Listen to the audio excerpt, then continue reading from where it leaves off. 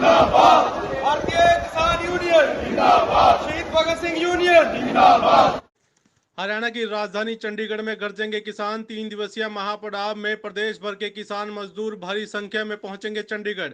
हरियाणा के किसान अपनी मांगों को लेकर संयुक्त किसान मोर्चा के आह्वान पर देश भर के किसान सभी प्रदेशों की राजधानियों पर 26 से लेकर 28 नवंबर तक महापड़ाव करने का मन बना चुके हैं।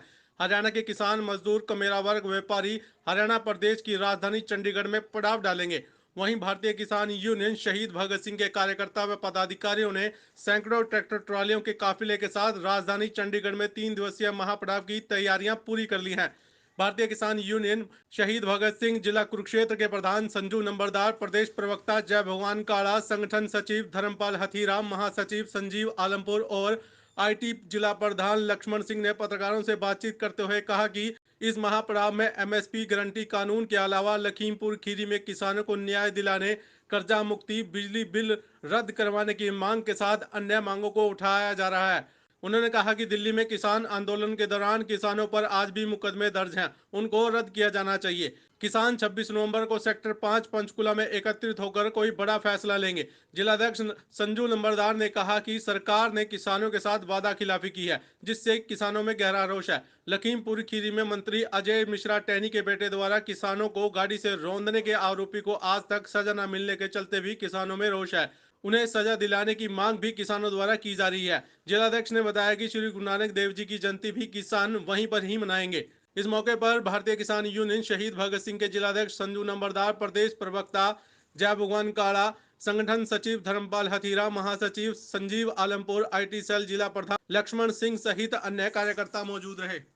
संयुक्त किसान मोर्चा के आह्वान पर हर राज्य में राज्य की जो राजधानी थे उस पर 3 दिन का पड़ाव है। जो हमारा दिल्ली आंदोलन हुआ था, किसान आंदोलन, उसकी याद में उसको जागृत रखने के लिए, क्योंकि आंदोलन खत्म नहीं हुआ, क्योंकि हमारी ये मांगे अभी तक पूरी नहीं हुई। तो 26, 27 और 28 नवंबर को 3 दिन का पड़ाव है।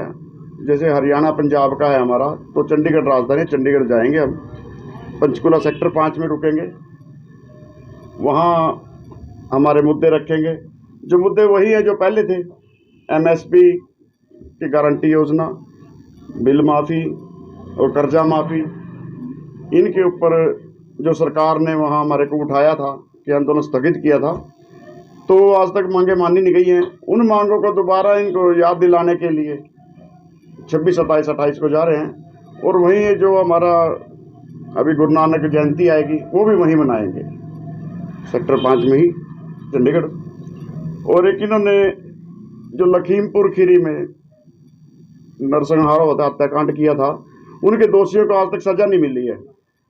उनके लिए भी मांग कर रहे हैं हम कि अजय मिश्रा टैनी को और उसके लड़के को छोड़ा गया है। जो हमारे किसान भाई थे उनके ऊपर केस बना के, एक पत्रकार भी अंदर करे हुआ, उन पे केस बना के उनका अंदर किया हुआ है। उनकी रिहाई के लिए, उन पे जो ये केस है वापस लेने के लिए और असली मुजरिम को अंदर करने के लिए वो भी मांग है हमारी। तो किसान इसमें कहाँ से आएंगे? कोई आपके हरियाणा से, पंजाब से, कुछ हिमाचल से भी, और कहाँ से आएगा? भाई साहब, हर राज्य की हर राजधानी पे होगा। ये संयुक्त किसान मोर्चा के आह्वान पर है। जैसे हरियाणा वाले, हरियाणा और पंजाब की एक ही राजधानी चंडीगढ़, मोहाली अपने ये होंगे पंजाब वाले, और पंचकुला में अपने हरियाणा वाले होंगे। पूरे हरियाणा से आएंगे, सभी संगठनों वाले आएंगे। हिमाचल वाले जैसे शिमला करेंगे जी, जैसे यूपी वाले लखनऊ करेंगे। हर राज्य की राजधानी पे ही ये होगा, 3 दिन का चलेगा। 26 को हम 12 बजे पहुंच जाएंगे वहाँ, और अपने ट्रैक्टर ट्रॉलियों के साथ जाएंगे। वहीं रहना, वहीं खाना पीना सब वहीं होगा हमारा। देखिए, आज सभी वर्गों को, किसान को, मजदूर को, युवाओं को जागना पड़ेगा, व्यापारियों को, क्योंकि जब से बीजेपी सरकार आई है तभी से इन्होंने देने की बात करी थी, पर ये छीनने का काम कर रही है। और जब से बीजेपी सरकार है, हमारा किसान सड़कों पर है अपने हकों के लिए, मजदूरों के लिए। तो 26, 27, 28 तारीख को जो चंडीगढ़ का घेराव होगा, उसमें पंचकुला में 5 सेक्टर में हमारे किसान इकट्ठे होंगे, और उसके अंदर सभी ट्रेड यूनियन, कर्मचारी वर्ग, आशा वर्कर और बेरोजगार युवा उसके अंदर जिन सरपंचों पे लाठियां चली थी वो भी उसमें शामिल होंगे। और आज हरियाणा प्रदेश के अंदर, पूरे देश के अंदर सभी वर्ग आज जागरूक हो चुके हैं अपने हकों की लड़ाई के लिए। वहां पर ज्यादा से ज्यादा संख्या में अपनी मांगों के लिए, अपने हकों के लिए पंचकूला में इकट्ठे होंगे। एक और बताना चाहता हूं कि कुरुक्षेत्र के अंदर ये देखो, आज अखबार के अंदर लगी हुई है कि पुलिस महकमे के अंदर 14 स्पेशल ऑफिसर लगाए जाएंगे, जिसके अंदर जो रिटायर फौज से हुए उनको मान्यता दी गई है। जो हमारे बेरोजगार युवा है, पढ़ के जो आत्महत्या कर रहे हैं, उनको रोजगार नहीं मिलता। ये सरकार, हम पहले से कह रहे थे कि युवाओं का रोजगार छीन रही है, तो यहाँ भी जो हक युवाओं को मिलना चाहिए था वो उनका हक छीनने जा रहा है। ये कुरुक्षेत्र के अंदर 14 सीटें, और आप देखिए पूरे हरियाणा प्रदेश के अंदर इसी तरह से कितनी सीटें होंगी। ये डीसी रेट पे केवल युवाओं को सड़कों पर लाने का काम कर रहे हैं। हम पंचकूला के अंदर, जिसमें बेरोजगार युवा भी ज्यादा से ज्यादा संख्या में भाग लेगा, और इसके में भी हम जहां ये बढ़ती होगी वहां भी हम इसका विरोध करेंगे, क्योंकि ये हक युवाओं का है जो दिन रात मेहनत करके पढ़ाई कर रहे हैं, और उन माँ बापों का सपना है कि हमारे बच्चों को रोजगार मिले। मैं आपसे पहले भी कहता था कि बीजेपी सरकार जब से आई है वो रोजगार छीनने का काम कर रही है, क्योंकि सरकार जनता के द्वारा बनाई जाती है और सरकार जनता के लिए होती है।